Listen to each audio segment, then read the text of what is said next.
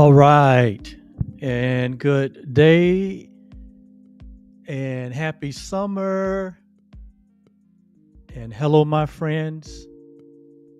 And welcome to today's live with your temporary guide, your temporary teacher, your temporary host, but your eternal brother. Welcome to today's live with Oliver Blue Jr. And I'm so excited. I'm so excited I'm so excited to have this opportunity to and have the resources to be able to, you know, create such a broadcast.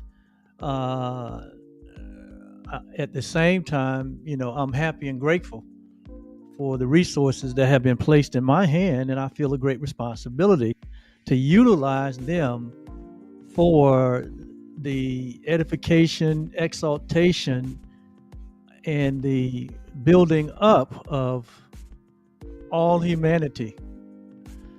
And I'm just delighted to be here, and I hope you are. And whether you're listening to the live or whether you're listening to the replay, use your comment field or chat field because we're on multiple platforms here between YouTube and Facebook. But hey, just let me know that you're there, and just say, hey, I'm here and I'm listening. And hey, if I don't see you in the live, if I see you in the replay, I'll come back and shout at you and give you some love. All right. So I'll put my comment field up. So, hey, but good morning, good afternoon, good evening, wherever you might be listening in or watching. This is my way of showing up in the world as I guess you could call me a teacher, but it is my expression. It is one of the expressions that I have, and one way that I show up is through these types of live broadcasts. And it's my way of sharing the love. It's my way of helping humanity to wake up. I call these moments, sometimes I call these moments, sharing advanced spirituality, but it's really nothing advanced about what I say or anyone say. The truth is, and then there is nothing else. So it's my way of not only expressing my love for truth, but it's my way of sharing and extending that truth, that it may be helpful, that it may be beneficial, because I'm only here to be helpful. This is not a political message. This is not a religious message. But this is a form of sharing and extending the love that I have recognized in my own heart, in my own mind, and the responsibility to extend that love, right? All of us are here as a result of God's love, or love's creation being extended. And as a result of love's creation being extended, we are having this individual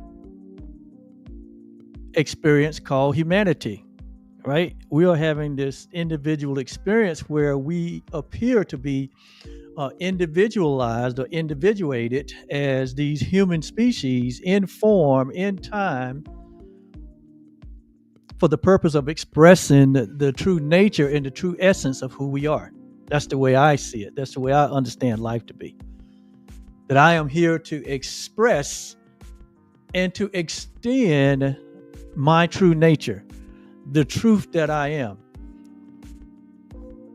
And after being on the planet 66 years, and after walking this walk, and being in on a journey of self-discovery, I have come to the conclusion that who I am is not what I thought I made myself to be, but who I truly am in essence, who I am, that I am, is not what necessarily my parents gave me through a birth, but who I am in truth is an extension of the divine. I'm an extension of that which is eternal. I'm an extension of that which is love. I'm an extension of that which is reality. And as an extension of reality, my purpose is ingrained. All of our purposes is ingrained in our creation.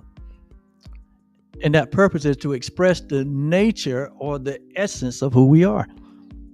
And I have come to the understanding is that we are as we were created, and we all were created in, by, and through love. And so I'm here this morning.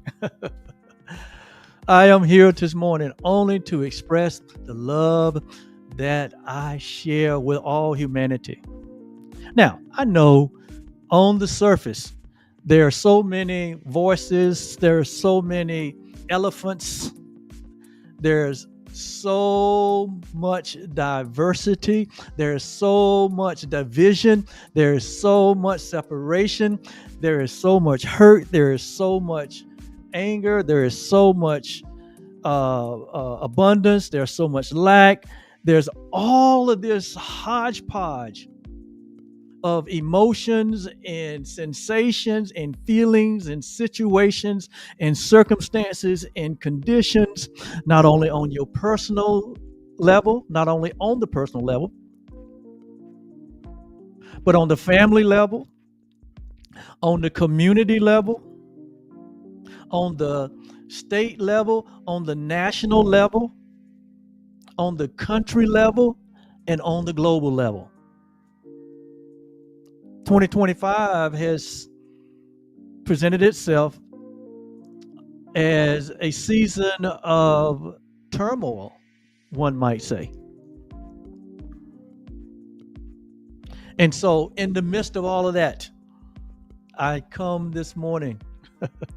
I come in peace. I come to share the good news, right? Because all of this year, I made a promise and a commitment to stay on the subject of identity, because I believe that is the missing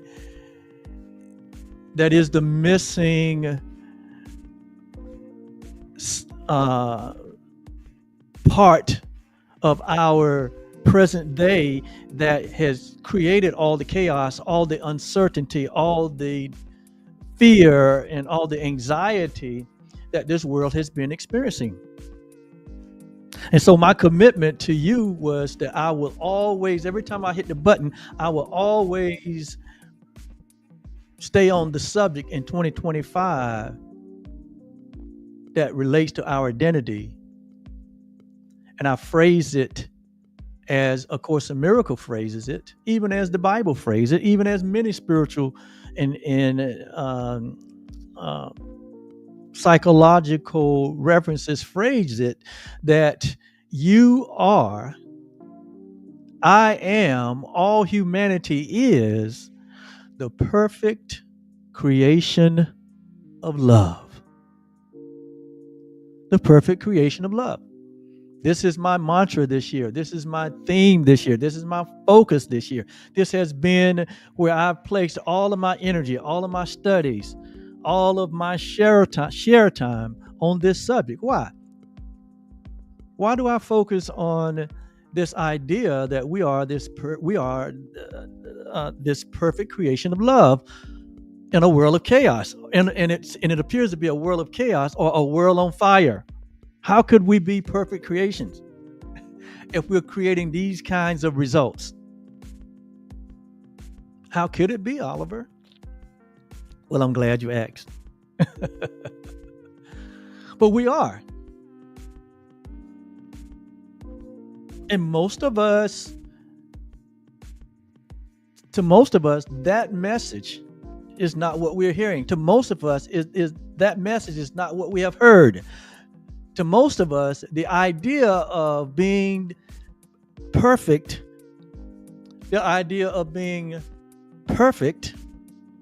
is fearful to us. It is foreign to us.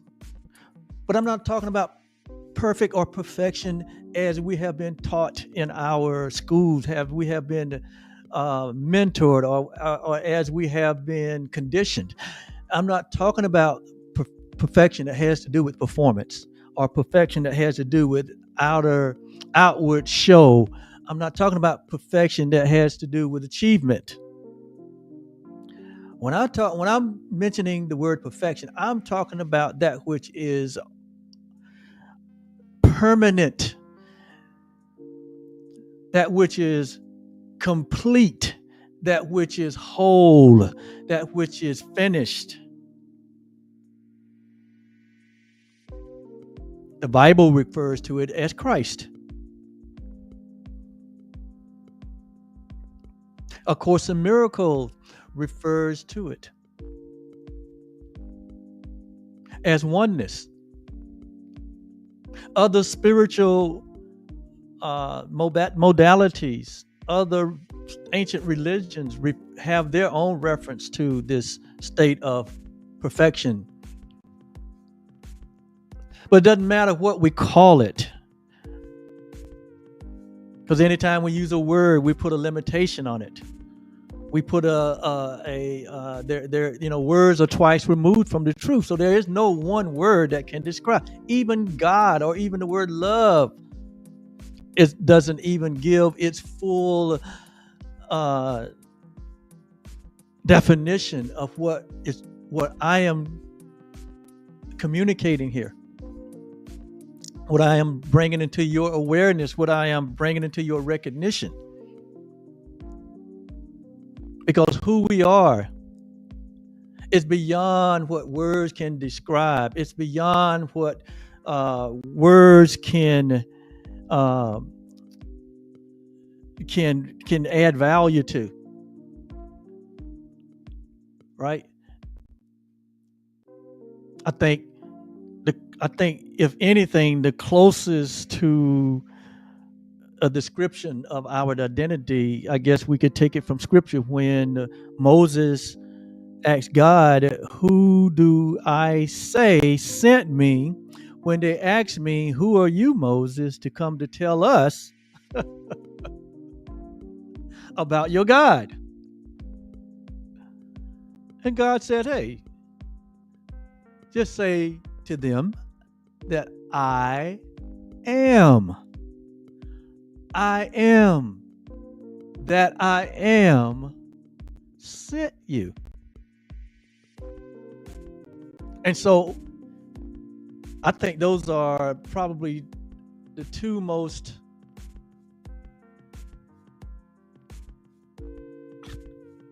anointed descriptions of who we are. I am that I am.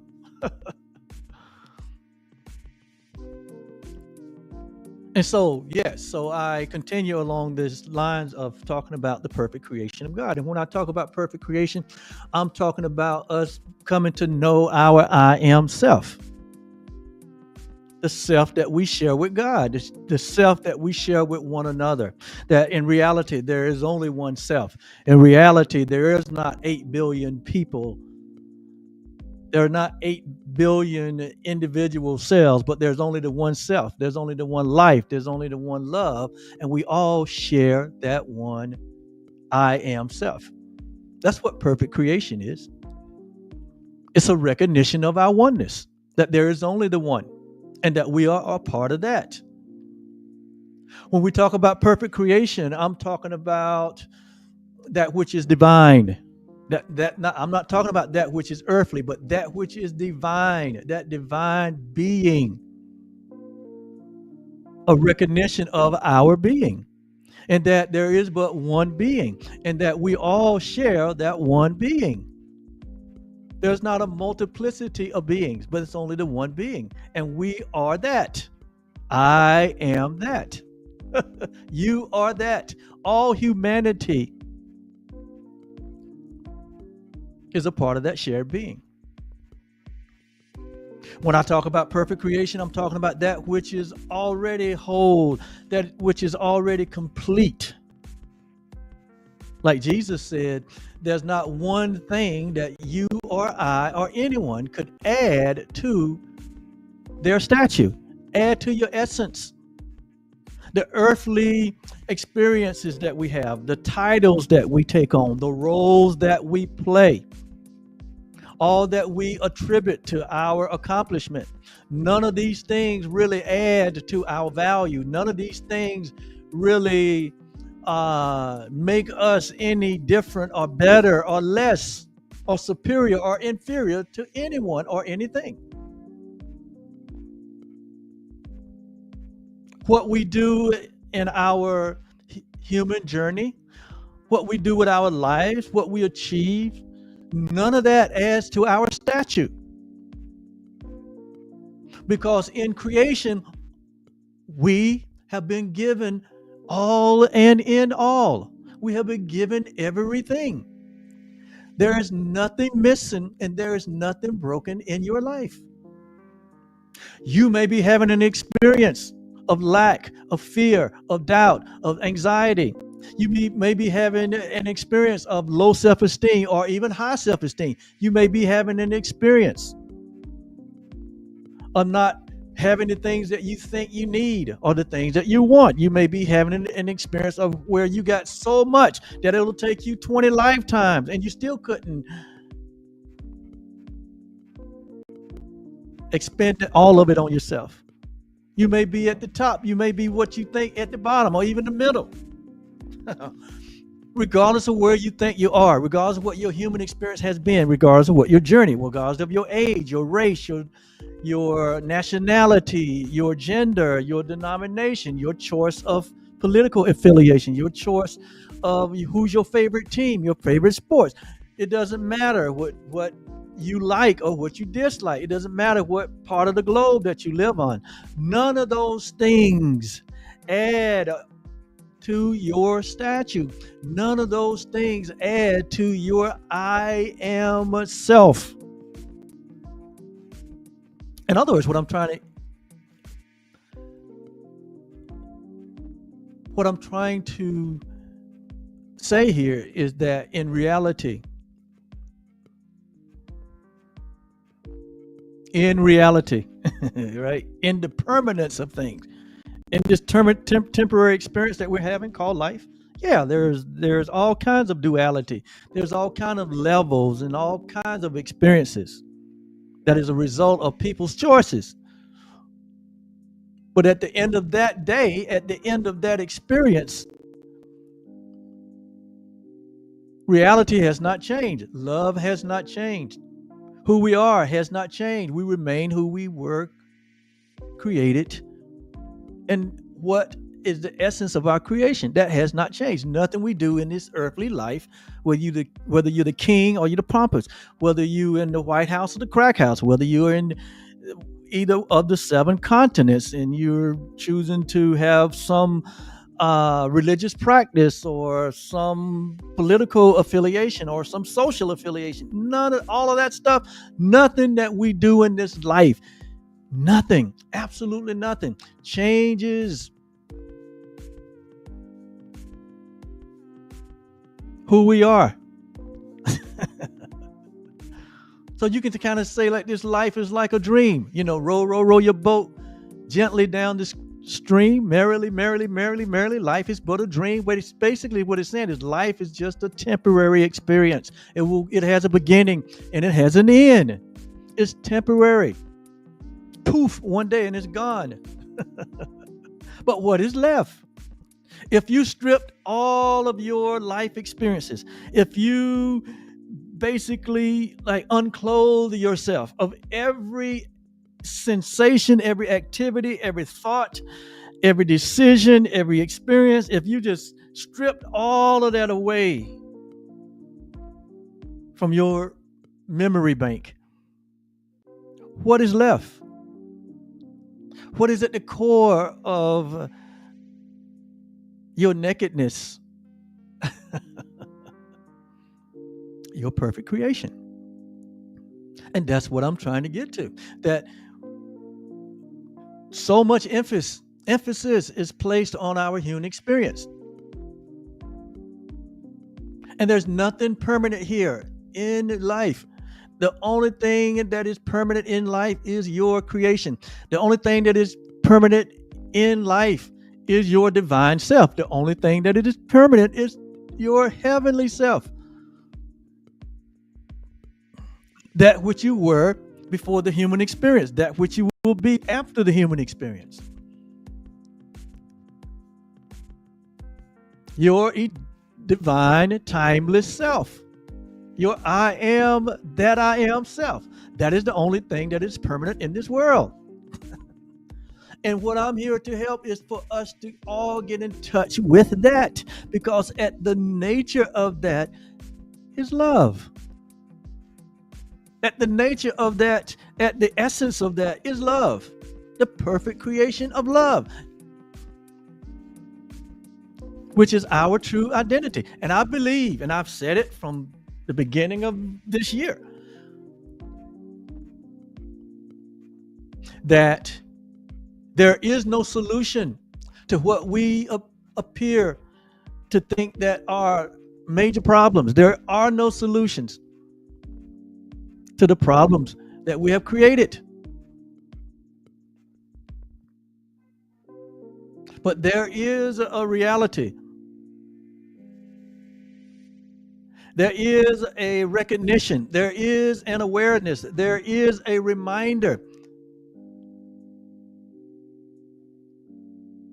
that when we awaken to our true self, our true I am divine self that we all share, that all the seeming problems that we had will go away. All of the hatred, all of the vitriol, all of the thoughts of supremacy and inferiority, and all of the ideas that we hold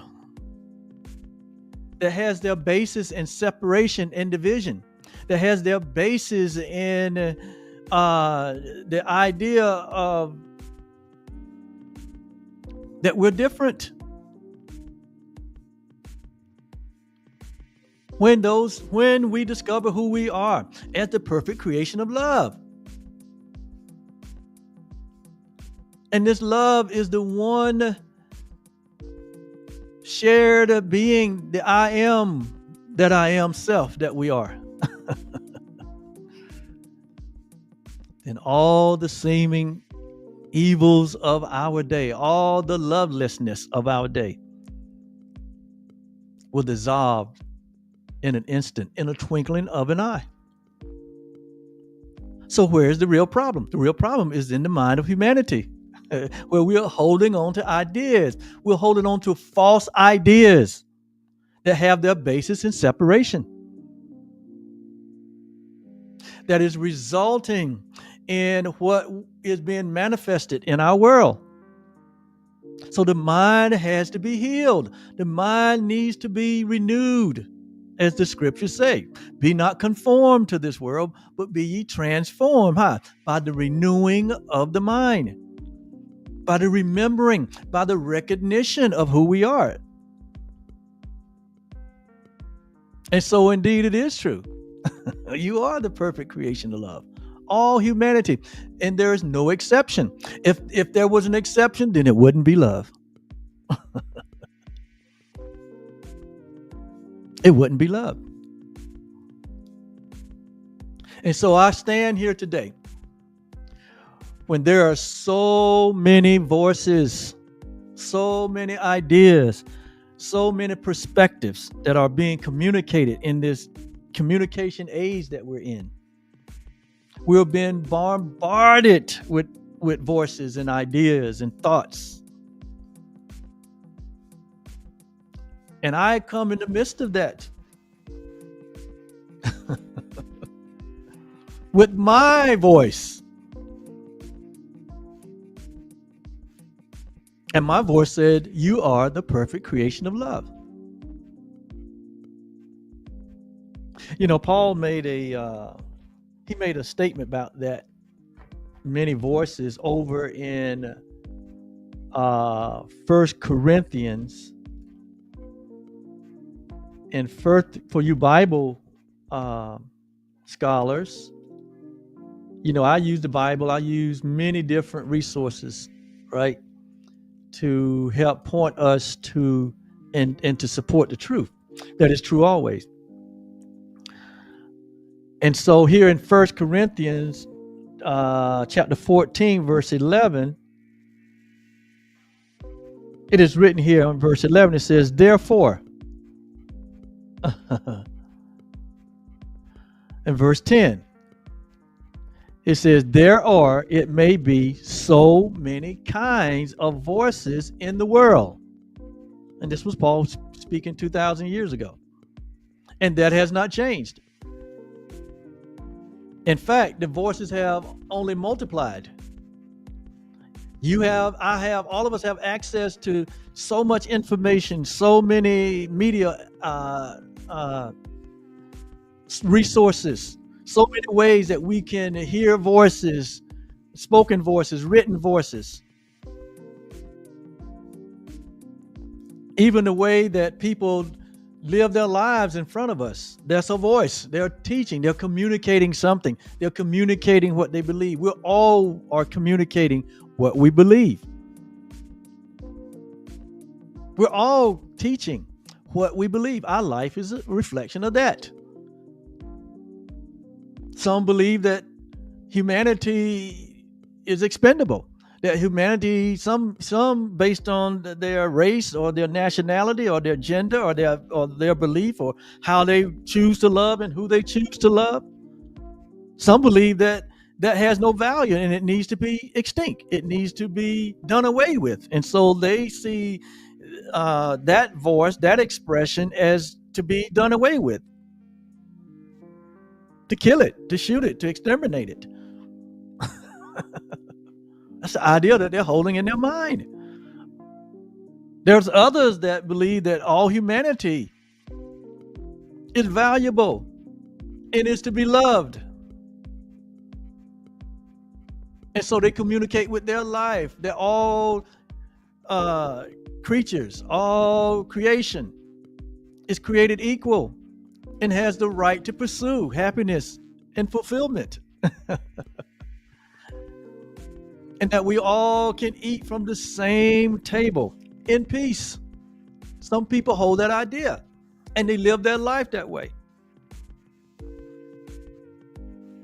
And so here, as it was 2,000 years ago, as it is here in 2025, it says, "There is, I know not." Paul says, "There are, and it may be, so many kinds of voices in the world, and none of them are without meaning. None of them are without significance." Every human expression is a voice, and none of it is without meaning. None of it is without significance. Why? Because each voice, each individual is expressing what's in their heart. They're expressing what they believe. Your life is a reflection. The results of your life is a reflection of what you believe in your heart. Because eventually what is in the heart, out of the abundance of the heart, is what you're going to express in your life. And it's what we have expressed in our lives. And so when we see the abundance of the expression of separation and division, when we see the abundance of suppression and oppression, when we see the rejection of diversity and inclusion, people are just expressing what is in their heart. On the other hand, when we see a life that expresses oneness and shared interests, a life that communicates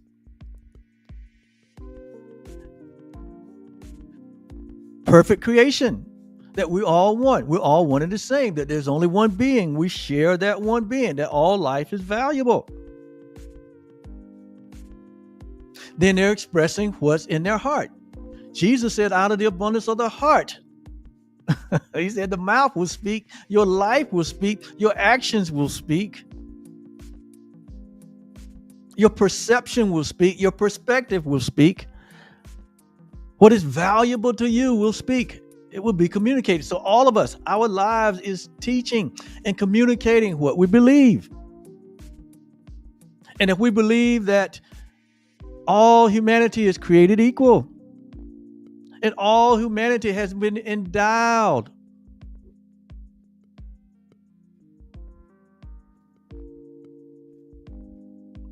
with that equality, then your life will communicate that. But if you believe in separation, then we know what that looks like as well.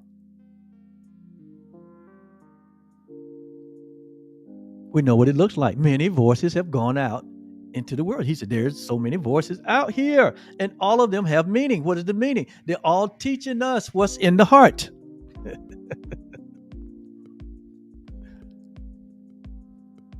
And you've heard me say here many times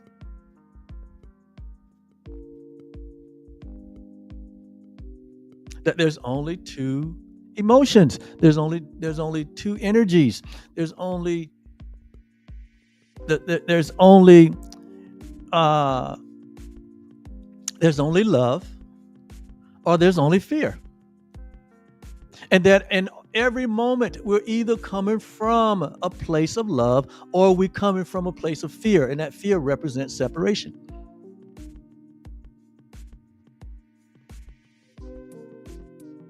And so we're either teaching love or we're teaching fear in every moment.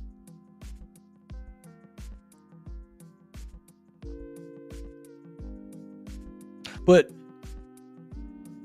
as all of the traditional religions teaches, most all of the psychology teaches,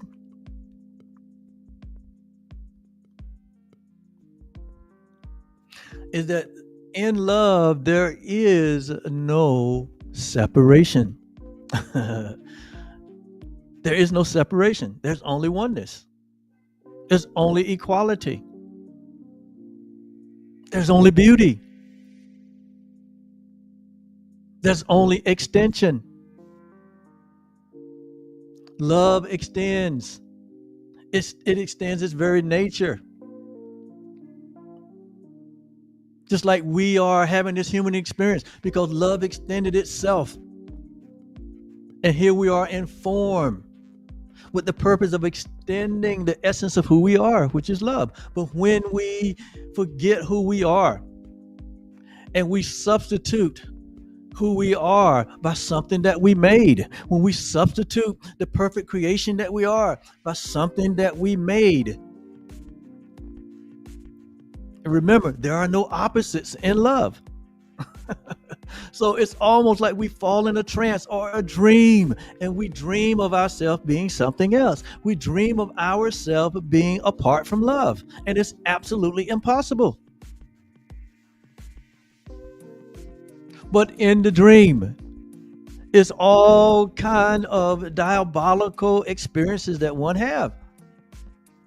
All kinds of emotions, all kinds of sensations, all kinds of tragedy, and all kinds of destruction that one temporarily experienced, because they have what? Abdicated.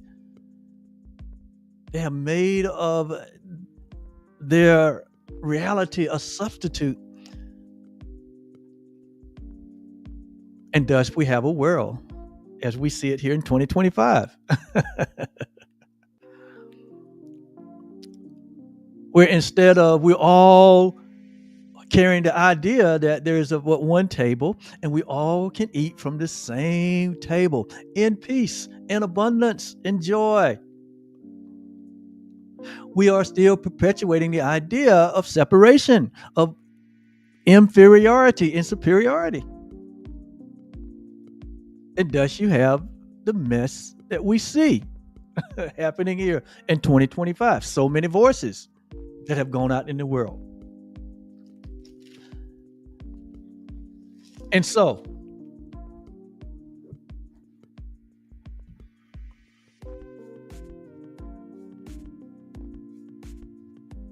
I got too much to say here this morning.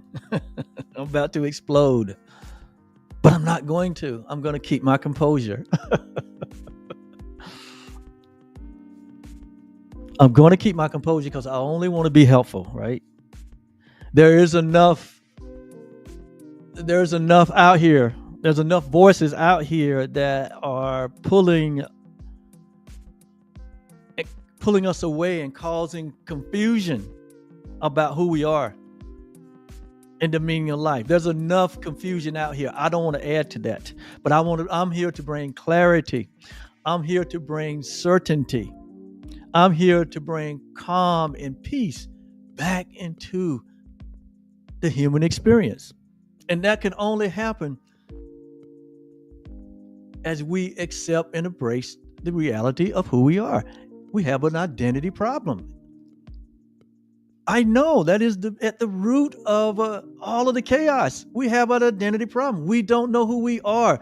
We don't know I am self. We don't know who our brother is. We don't know who our creator is. Yes, we say we have one. Yes, we say we know one.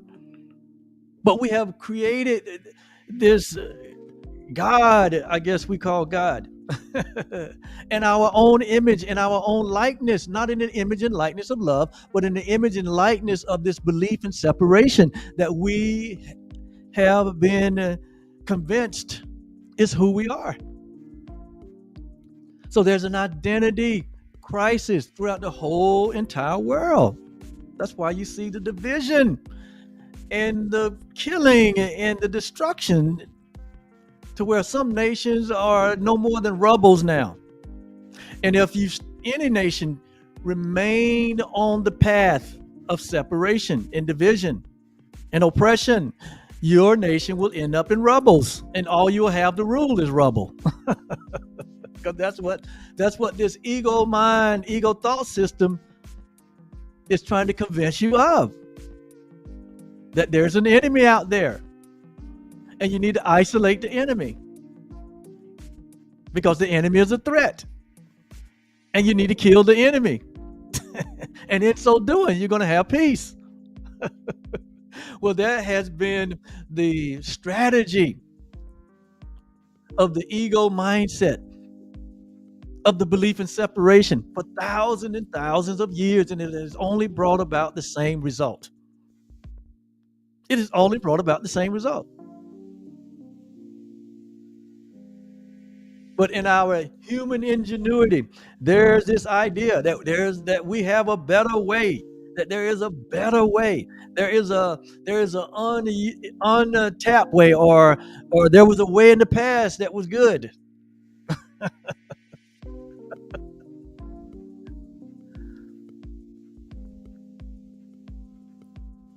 And if we just follow that path, we follow that idea, we're going to have peace, we're going to have prosperity, and the enemy will be destroyed.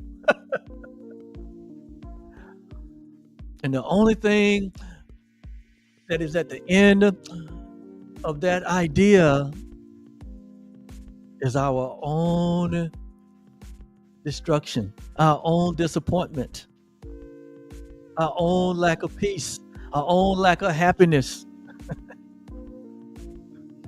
Many men, many women, many nations, many religions have tried it over and over and over again. Look out down through the annal of history, and what you see is a bloody mess, a bloody trail of destruction.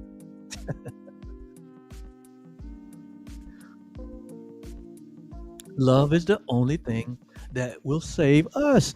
Love is the only thing that will bring us into an experience that we so long for, that is ours. And you might be saying, but I've heard that before. Love doesn't work.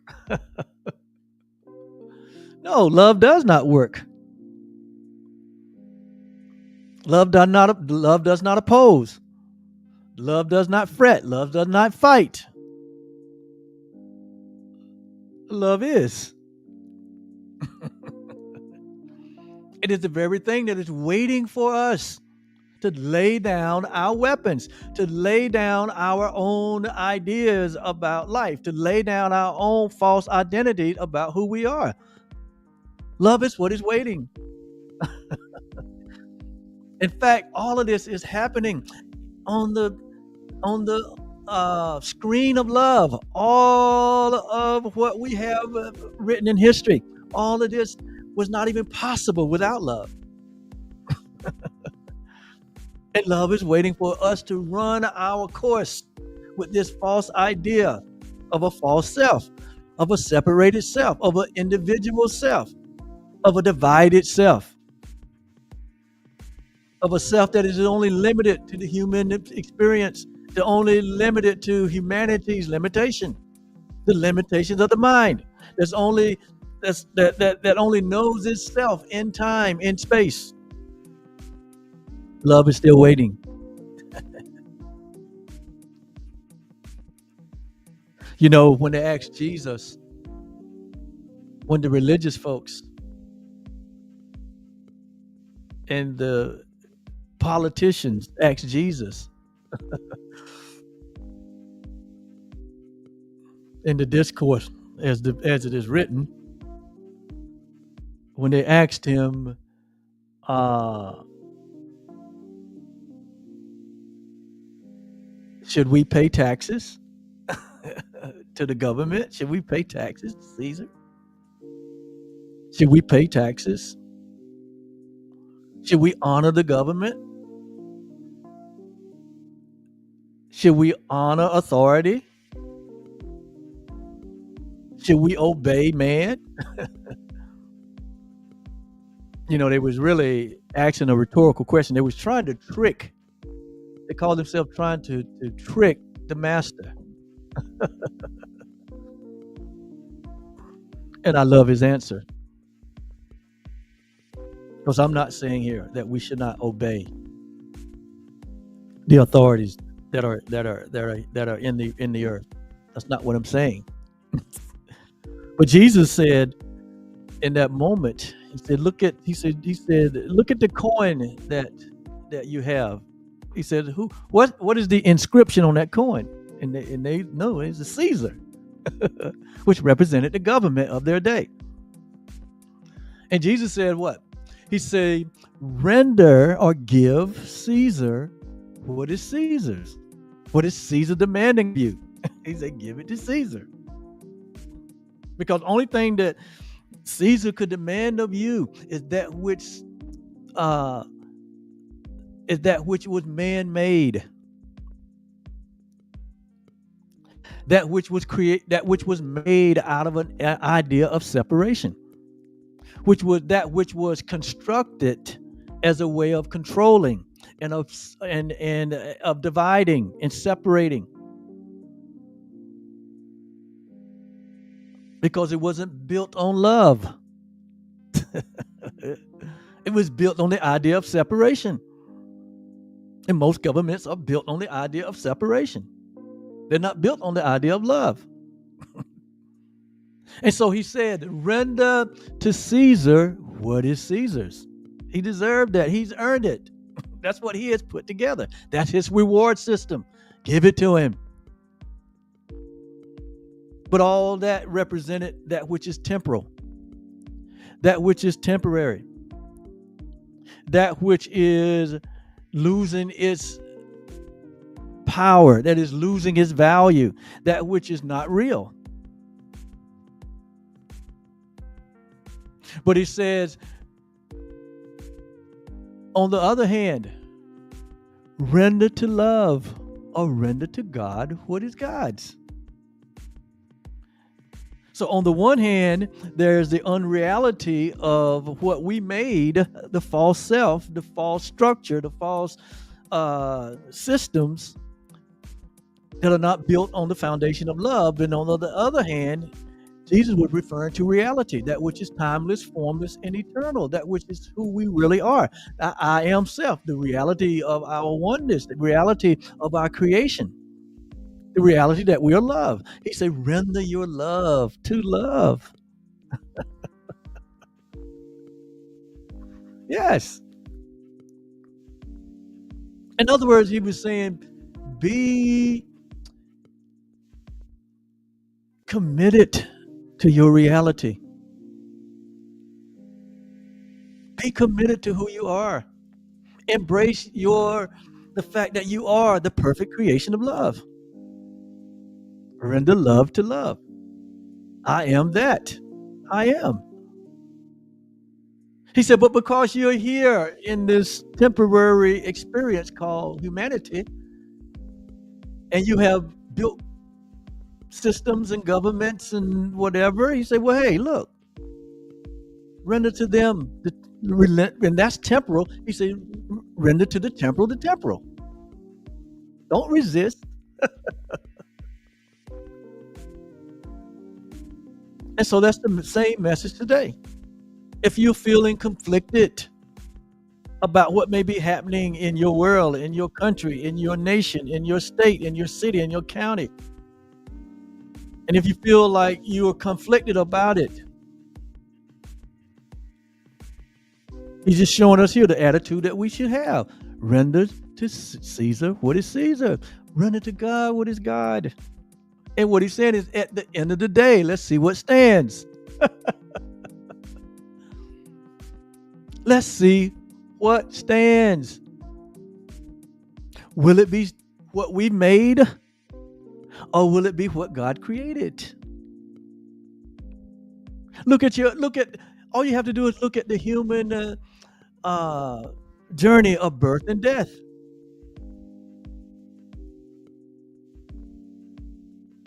Your parents gave you the body and the body mind, and it has a birthday, but unfortunately it has a death date. It has a beginning and it has an end, and that's what our parents gave us in the natural, and that's how we get to have the individual human experience, and that's good. But it's not permanent. It's temporary. But on the other hand, God gave you life. God gave you eternity. God gave you reality that is eternal, that is everlasting, that is infinite. And what God gave you in creation, it is what you were before you had the human experience, and it is who you are during your human experience, and it is what you will be after the human experience. And so what we're trying to get our listeners to understand is that, hey, while you're having the human experience, the best life you can live is the expression of the life that God gave you, which is love. So the purpose of life is love.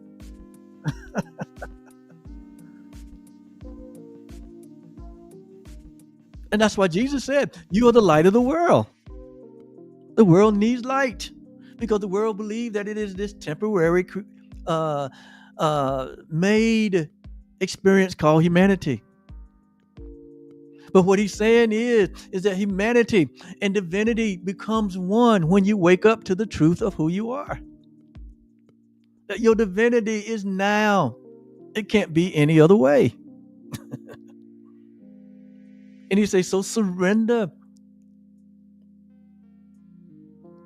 Surrender unto God what is God. Surrender unto love what is love. And surrender unto what we made. Only to know that your allegiance is to that which is what? that which is reality, that which is eternal, that which is divine, that which is everlasting, and it's not to the temporary. So where we see a nation or a world or a country or a state or a community or a family or an individual that is committed to the temporary, to all that it can gather, all that can consume, all that it can take, then what we see is a society or an individual or a life or a country or a world or a nation that is in turmoil, that is suffering needlessly, that is lost in the dream of separation.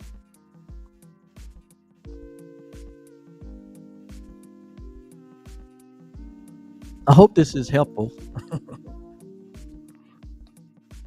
In fact, I know it's helpful. If we're going to ever extricate ourselves from our own self-destruction, if we're going to extricate ourselves from our own made-up hatred and division and separation, if we're going to ever extricate ourselves from our own lack of peace,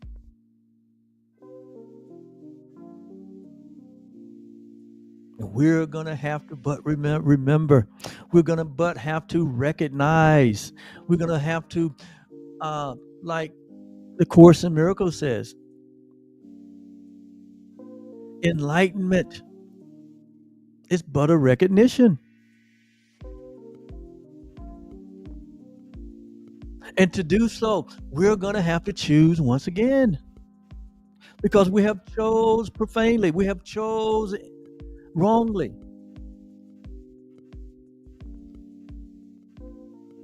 And we can choose again. and what causes us to choose again, or what is required for us to choose again, is to let go of the idea of separation, to forgive, to give up the idea of the belief in separation, of the belief in inequality, of the belief in superiority and inferiority. We have to let that go and embrace the reality that there is but the one I am, and we are all a part of that, that it is the one shared being that we all share, that love hasn't forgotten anyone.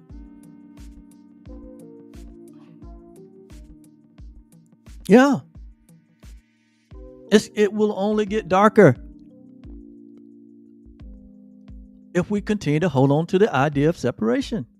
The only one thing we all need to be healed from is the belief in separation. And listen to what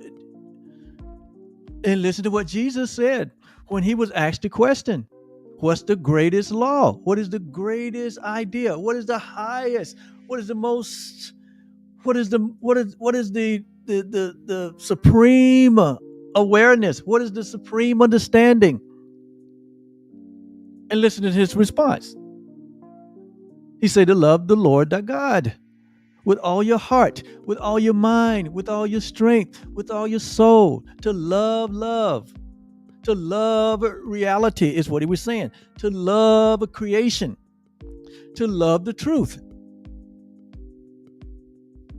to love that which is permanent, to love that which is eternal, to love that which is infinite, to love that which is. He said that is the supreme law. That is the only law you need to be aware of. And then he said the second one is just as important, or just like the first. He said then to love your neighbor. He said it's just as supreme as the first. He said to love your neighbor. That means love all humanity. He didn't say love black or white or brown or red or green or male or female or Jew or Greek or American or Russian or German or Republican or Democrat. Or he said love your neighbor. See, we made up all of those differences. We did that. We categorized people. We did that. Yeah, we did that. When he simply said, love your neighbor, love humanity. Love them. And he didn't just say love them. He said, love your neighbor as you love yourself. So what is the prerequisite to loving your neighbor? Is loving yourself. See, when we don't love ourselves, we gravitate to the idea of separation. We look at ourselves and say there is a difference in all of us, and let's make the difference. So that's when we get way off course. He said, but love your neighbor as you love yourself. That means that self-love is at the root of our peace. It's at the root of our prosperity. It is at the root of our perfect creation, loving oneself. But you cannot love the self that you made. You can only love the self that God extended, which is his very own self. You can only love the self that God created. And God can only create like himself. Love can only create like himself. So you have to embrace the fact that you are love. You are whole. You are complete. Missing nothing. You are not this body. You're not your nationality. You're not your social security. You are not your social security number. You are not all the labels that you have been labeled with since you was first born. You are not any of those things. Paul puts it this way in scripture. He says, in Christ, there is no Jew nor Greek, no bond nor free. There is no black nor white, no male nor female. There is no Russian or American or German. There is no Indian. There is no, all these diversities, all these many voices. He said, there is none of that. But we're all one in Christ. We're all one in love. And until we embrace that reality, we will continue to suffer needlessly.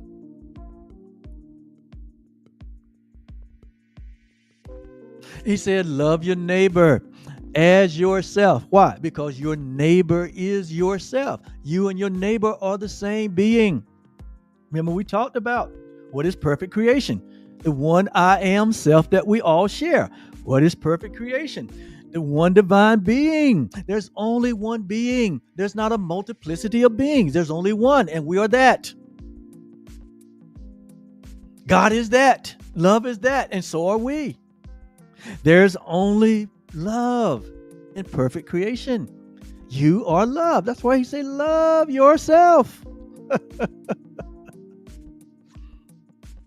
Love yourself.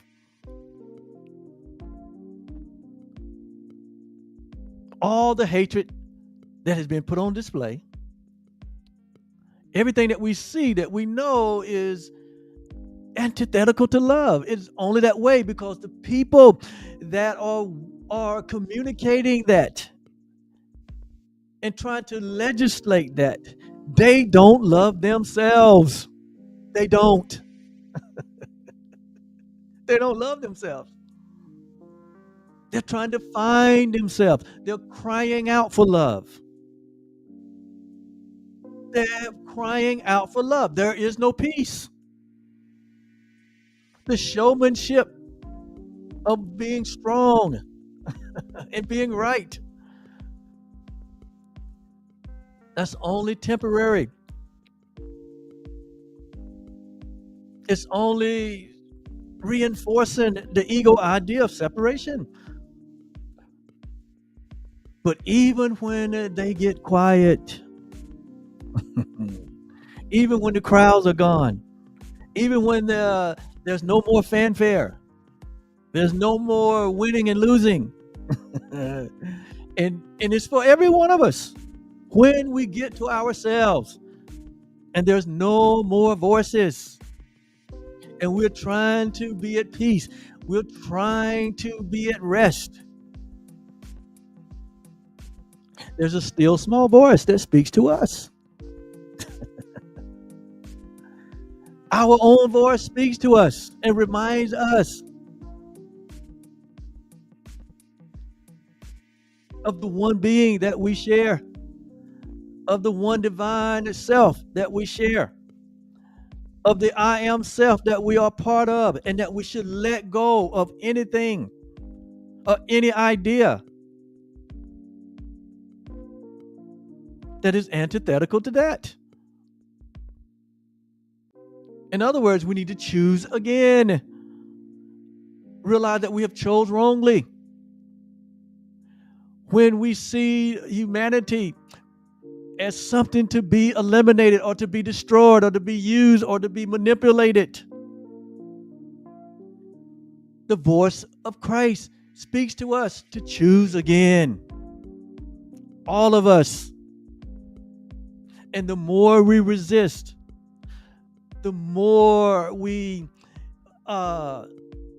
resist the truth that is ever present. Like Jesus said,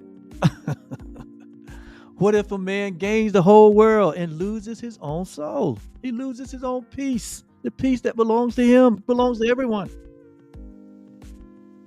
And only becomes at a point where we resist and continue to resist. The Spirit of truth will never stop speaking to us about awakening and embracing this higher reality of love, which we all share, and to let go of our oppressive ideas, our hateful anger thoughts and ideas, the way we're treating one another, the way we're communicating, the falsehood that's in our hearts.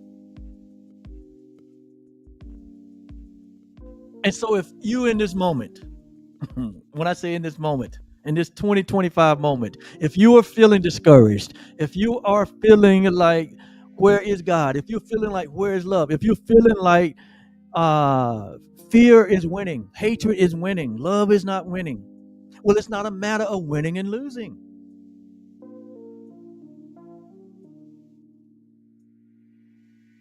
Only the purposes of love will prevail eternally. Mankind have tried from day one to go his own way, to do his own thing, to make up his own ideas. And it only had led to more bloodshed, more destruction, more disappointment, more lack of peace.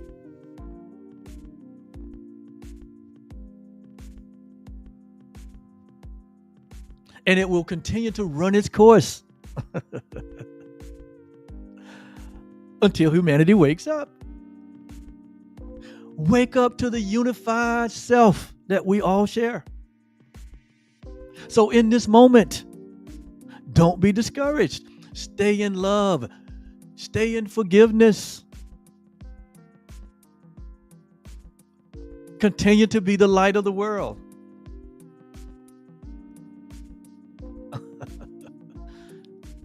There's only one thing to choose, and that is love. Not one nation over another, not one race over another, not one political party over another, not one team over another. Those are not real choices. Those are detours into darkness. The only choice is love. And God is saying, love is saying, choose once again. Whether you're going to take your place, whether your voice is going to communicate, whether your life is going to communicate love. He said, take your place among the lovers. Take your place among the saviors of the world. Don't remain in hell. And don't hold your brother in hell. But choose love. He said, is Christ asking you this question? Choose to, what would you choose? Yes, Christ is here. Christ is asking. When I say Christ, I'm saying truth is here. Love is here. Unity is here. Abundance is here.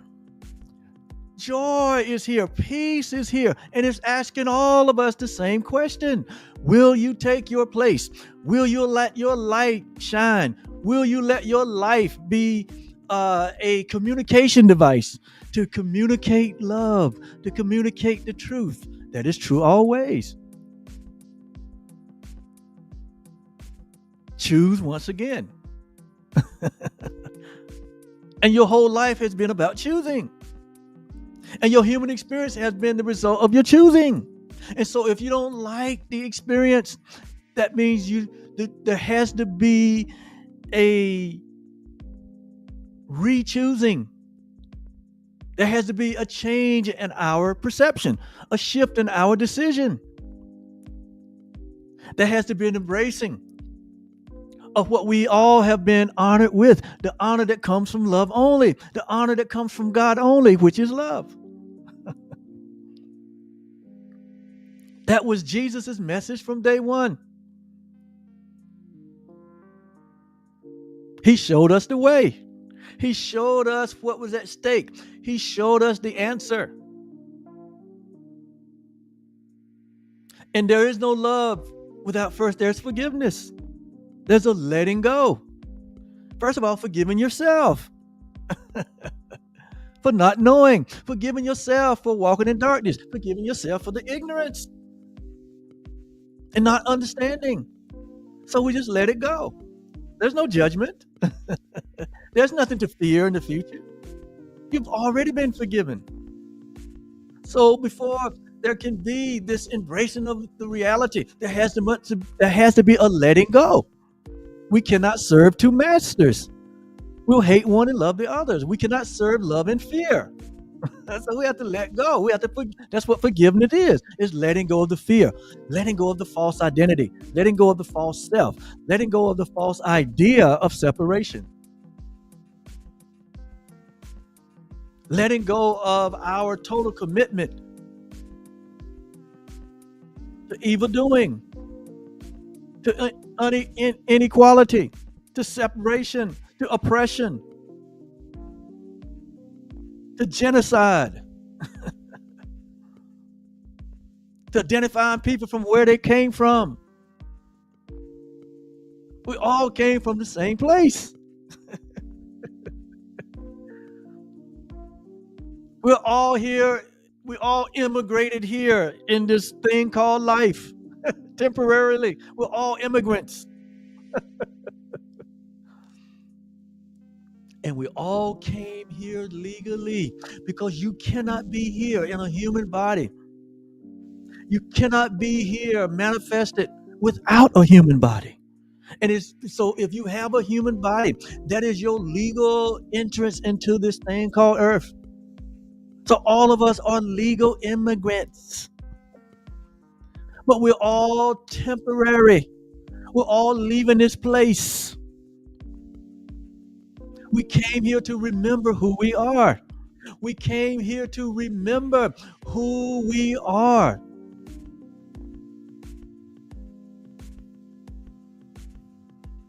And to let our light shine, to let our love shine, to love one another.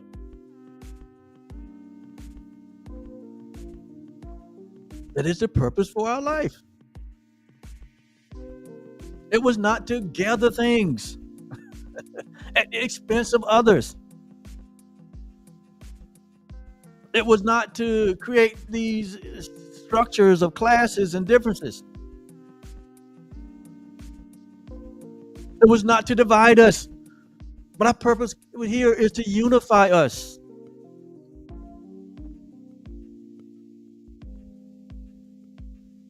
So we let it go. Until you let it go, you can't experience yourself as love until you let it go. The peace that passes all understanding would only be an idea, but it can be a lived experience. You can experience the peace. You can experience the love. And it comes when we embrace the I am. That I am unified divine self that we all are, with no exceptions. No exception.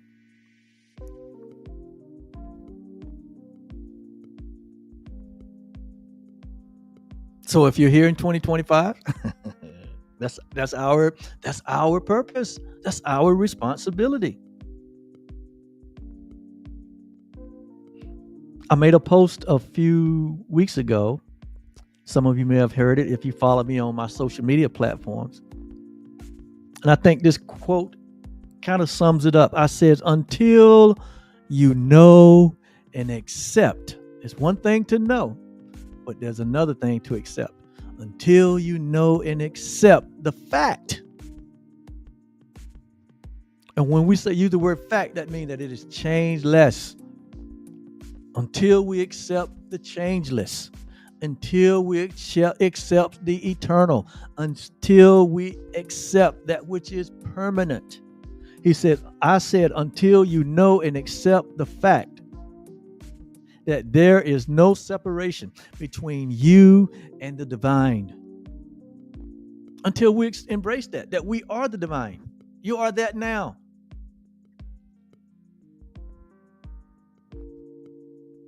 Until you know and accept that there is the fact that there is no difference between who you are right now and what divinity is. You are divine. You are eternal. You are love's perfect creation. Until you embrace that, it says there will always be discomfort. There will always be this dis-ease with yourself.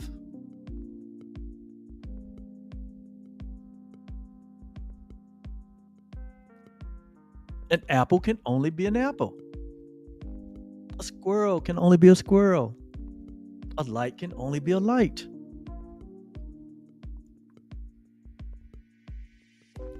A divine being can only be a divine being. And this is who you are. And when you don't accept that about yourself and about others. So you can't accept it about others until you accept it about yourself. That's what Jesus meant. You say, love yourself. Love the fact that you are a divine being. Love the fact that you are this unified I am self.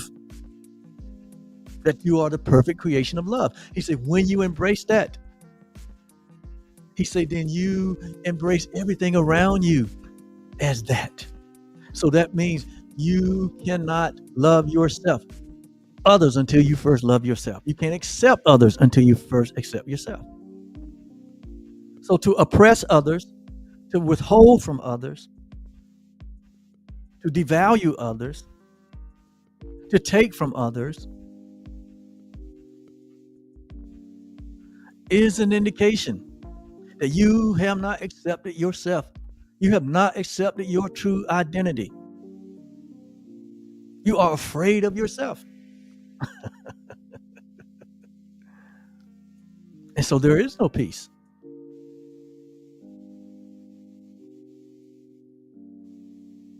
In your human experience. But in reality, you haven't changed anything because you can't change love. You can't even change what God created. You can just fall asleep and have a dream of being something else.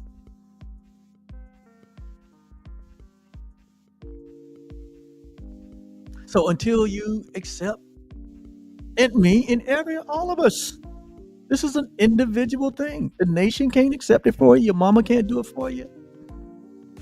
Your team can't. This is individually. You have to wake up yourself. He said, because until that happens, you're going to always be in discomfort, uncertainty, and you always have this sense of dis-ease about your own self. In other words, you won't be happy in your own skin. And so when we're not happy in our own skin, the way we think you fix that is we project our belief in separation on others. And that's what you see happening. The projection of the thing that we see about ourselves, we projected it on others. And the thing that we're seeing about ourselves is not even true.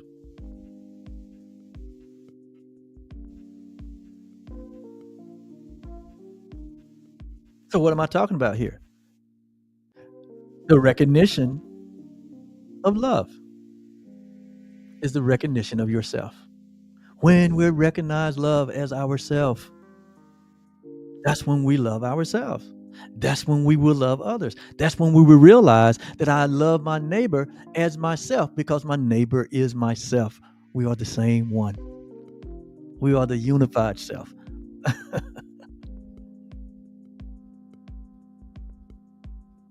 So how are you experiencing yourself here in 2025? How are you experiencing yourself in this moment with all the chaos? What do you think about you? What do you think about the world around you?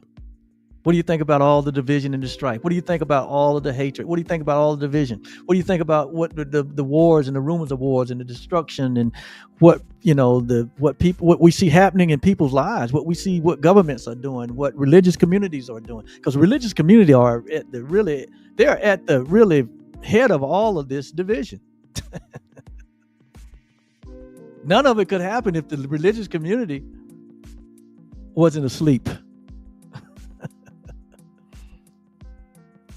If the religious community was awake, none of this would not be happening. It would not be happening. It's only happening because the religious community is asleep. That thing they call church is asleep.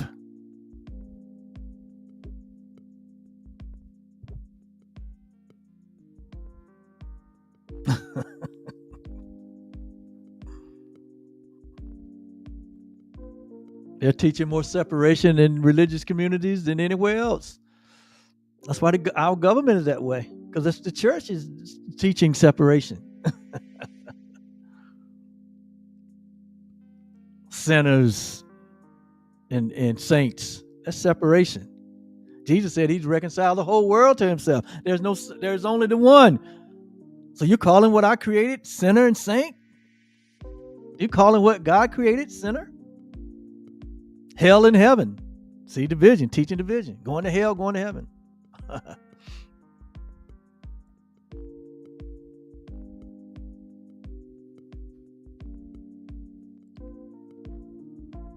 I could say so much here.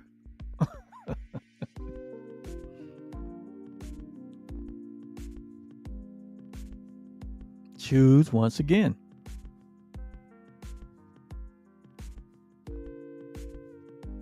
So, whatever, I said this a couple of weeks ago also, and I'm going to finish with this one.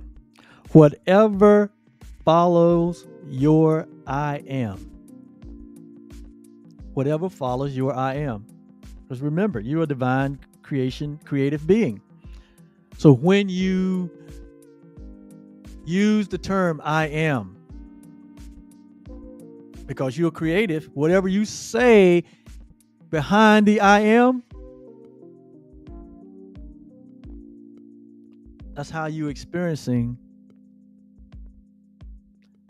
That is how you are experiencing God. That's how you are experiencing your divine self. So whatever follows your I am, when you're talking, when you're communicating, even when you're not verbally communicating, when you are expressing yourself to others, when you are thinking of others, when you holding a perception, that's your I am too. When you take action, your action is your I am. In other words, it says whatever follows your I am represents your divine self. What are you saying about your divine self? How are you acting out of your divine self? How are you thinking out of your divine self? How are you perceiving out of your divine self? How are you extending your divinity? Or are you projecting your separation? So whatever follows your I am is how God, is how reality, is how love is experiencing itself in that moment as you.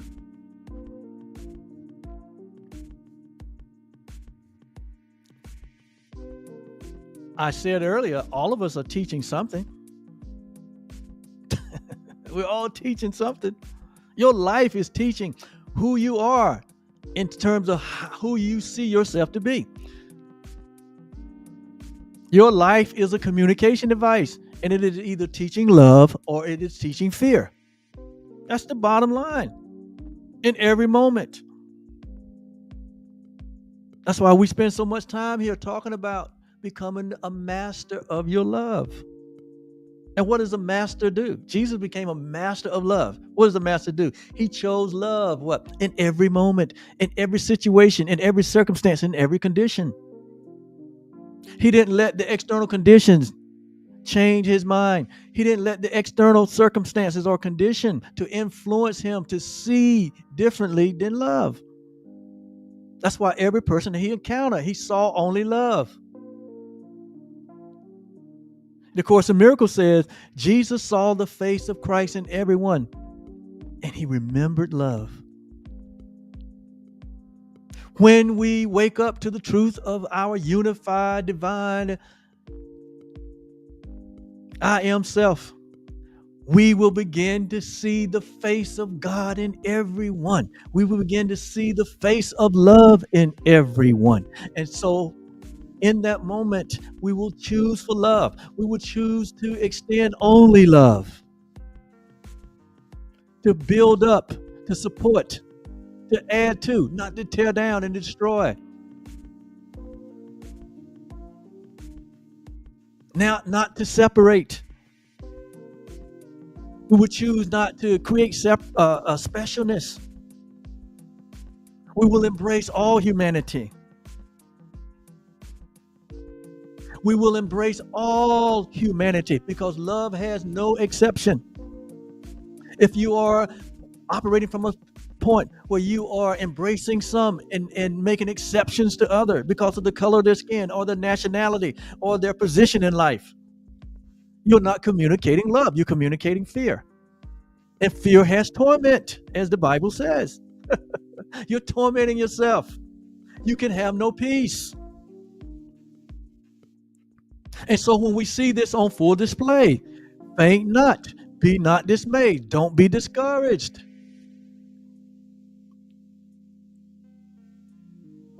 There is no peace in that. There's no prosperity. There's no real prosperity in that because there is no soul prosperity.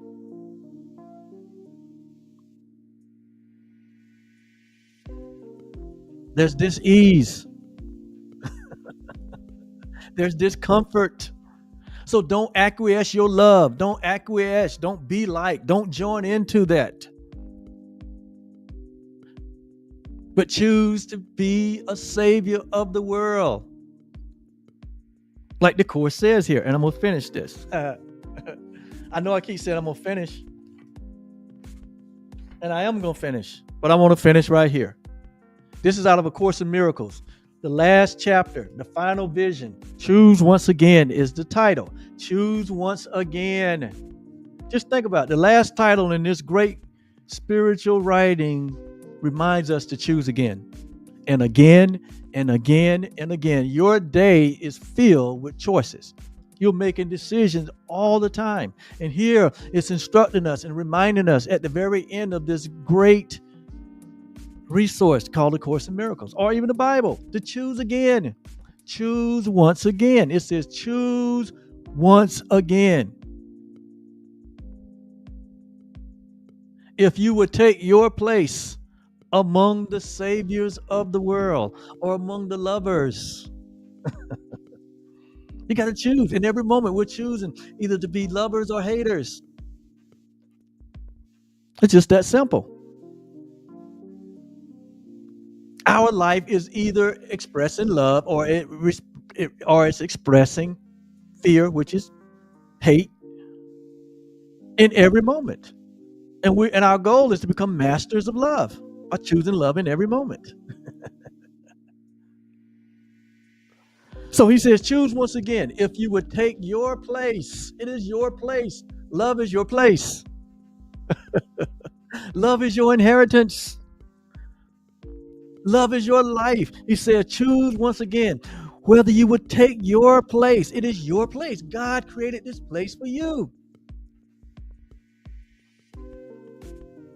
He created it for all of us.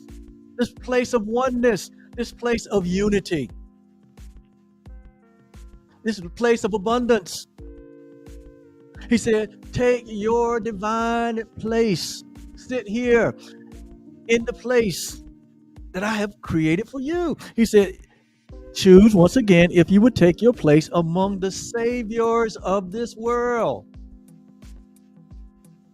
Your life is either in a state of salvation, that you are in a state of promoting love, promoting peace. That's what a Savior does. Forgiving, seeing the face of Christ in everyone, seeing love everywhere. He says, take your place among those that are saviors of the world, or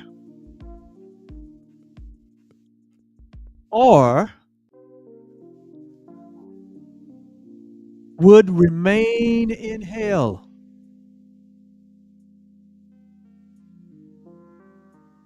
So if you want to know where hell is, it's not a place you go to after you die. That's concept, that idea. Take it out of your mind. We made that up.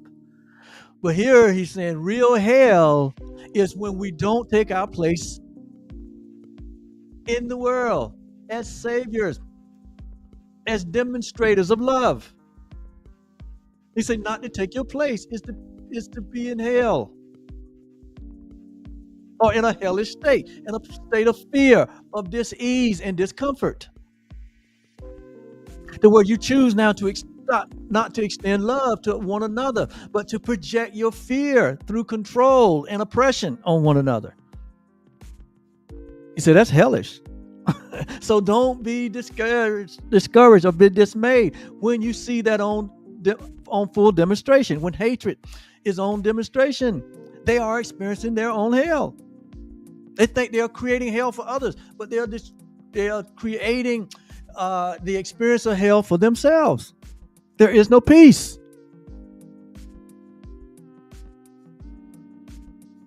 When we don't love our brother, when we don't love our neighbor as ourselves, we are creating hell for ourselves in that moment. But here he's saying, choose again to be the savior, to be the forgiver, to be the lover. He says, or would you remain in hell and hold your brother there?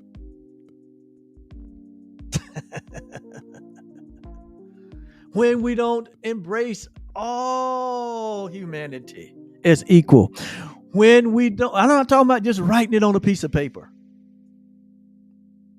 saying this is our Constitution, this is our Declaration. That doesn't mean anything. And then we act opposite. We've seen that.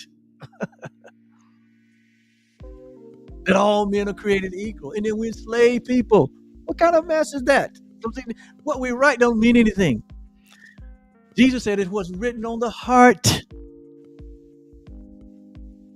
It is what's written on the heart, because what's in the abundance of the heart is what we're going to display. So what is in our heart? And so now we see all of this stuff out in the world that is ugly and depressing. And it's that way because what? It needs to come out so it can be healed. Take your place among the saviors of the world. Take your place among love, because that's who you are. And that is all that there is. And you'll be glad you did. Well, I am going to stick a pin in it right there, because I want to be able to play this over and over again. And if I go another minute, I'm not going to be able to do it. I love you. First of all, I love me. I love love. I love God. I love me some me, because I love God. And I realize that I and God are one. And because of that, I love you, because you are who I am and I am who you are. Until next time, take your place. Choose once again to take your place among the saviors. You'll be glad you did. Bye-bye.